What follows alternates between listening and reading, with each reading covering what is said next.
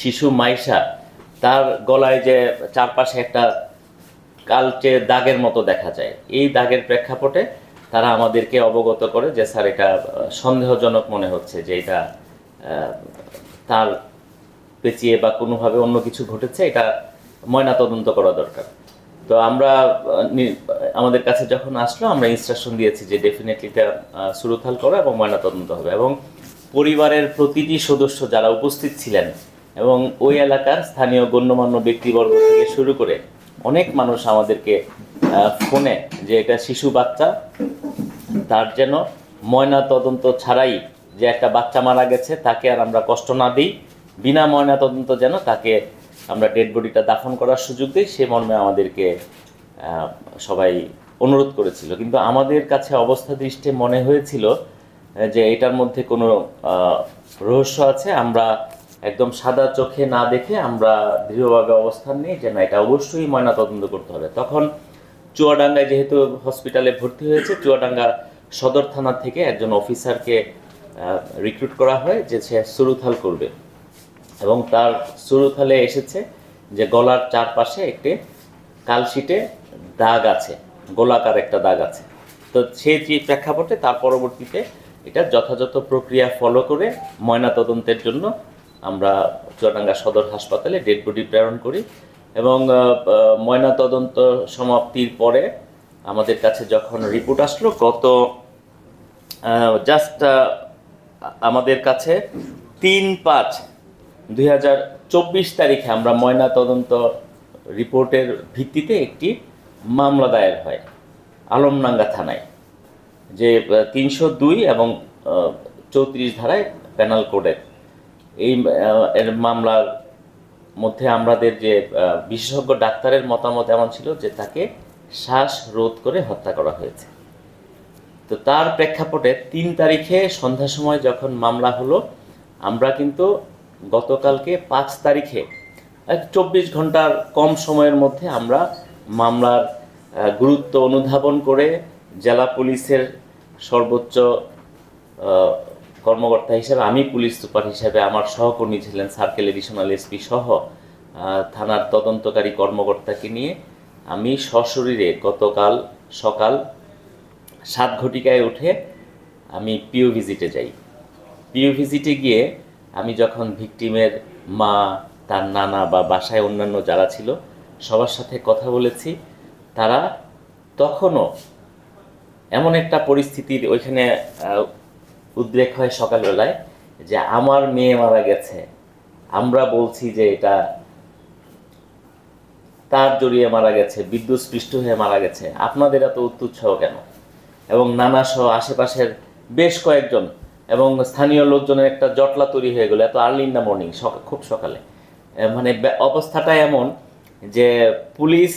কোনো ধরনের negative interest নিয়ে এখানে ইন্টারফেয়ার করার চেষ্টা করছে,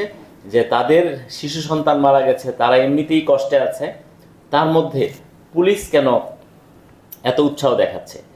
তো সবাই সাদা চোখে দেখলেও, এবং আমাদের যেহেতু প্রাথমিকভাবেই সন্দেহ হয়েছিল এবং বিশেষজ্ঞ চিকিৎসকের যে মতামত ছিল শ্বাসরোধ করে হত্যা, আমরা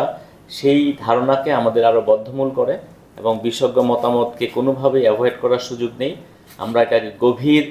গুরুত্ব দিয়ে গভীরভাবে অনুধাবন করে আমরা বিভিন্নভাবে তদন্ত কার্যক্রম পরিচালনা করি। আমাদের যে সংশ্লিষ্ট যেসব আলামত আছে ইতিমধ্যেই সেগুলো জব্দ হয়েছিল,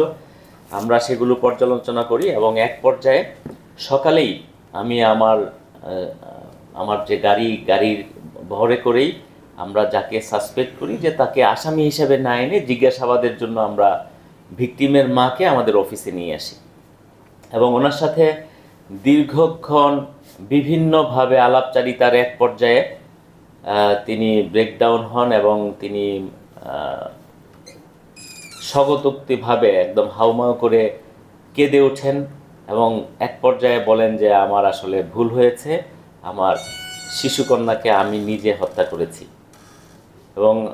আমরা তখন খুবই বিস্মিত হলাম যে আপনি কেন হত্যা করলেন। তিনি তখন খুব সাবলীলভাবে স্বতঃস্ফূর্তভাবেই বললেন, তিনি একটি যৌক্তিক একটি ব্যাখ্যা দাঁড় করিয়েছেন যুক্তিসঙ্গত তার মতে, যে আমার এই ভদ্রমহিলা তিনি তার 2টি বিয়ে হয়েছে এবং তার যিনি স্বামী ছিলেন তারও একাধিক বিয়ে ছিল। তো পারিবারিক বিভিন্ন টানাপোড়েন এবং অশান্তির কারণে তাদের মধ্যে বিবাহ বিচ্ছেদ হয়। এই বিবাহ বিচ্ছেদের প্রেক্ষাপটে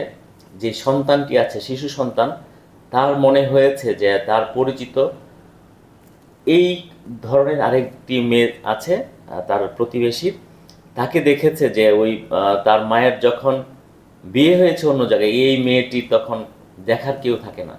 না নিজের নতুন শ্বশুরবাড়িতে না তার বাবার বাড়িতে দেখে, কেউ তাকে দেখভাল করে না। তার এক পর্যায়ে মনে হয়েছে যে আমার আসলে এই মেয়েটার ভবিষ্যৎ কি হবে। তো তিনি এই বিভিন্ন চিন্তা ভাবনা করে যে মেয়ের জন্য পরবর্তী সময়ে কষ্ট করতে না হয় আমি তাকে শেষ করে দিই, এবং তার সাবেক যে স্বামী ছিল তার উপরেও তার অনেক রাগ ক্ষোভ ছিল, বিভিন্ন কারণে তাকে হত্যা করেছে। আমরা এই পরবর্তী সময়ে গতকালকেই সন্ধ্যার পরে আমরা তাকে কোর্টে প্রেরণ করি। কোর্টে প্রেরণ করার পরে 164 ধারায় স্বীকারোক্তিমূলক জবানবন্দি তিনি প্রদান করেন, এবং তিনি কি কারণে কিভাবে করেছেন সবগুলো সেই জবানবন্দিতে এসেছে। এবং এই বিষয়টি যেহেতু তদন্তের ব্যাপার এবং একটি গোপনীয় ডকুমেন্ট, এই জন্য মিডিয়ার সামনে আমরা সেটি বলতে চাই না বৃহত্তর স্বার্থে,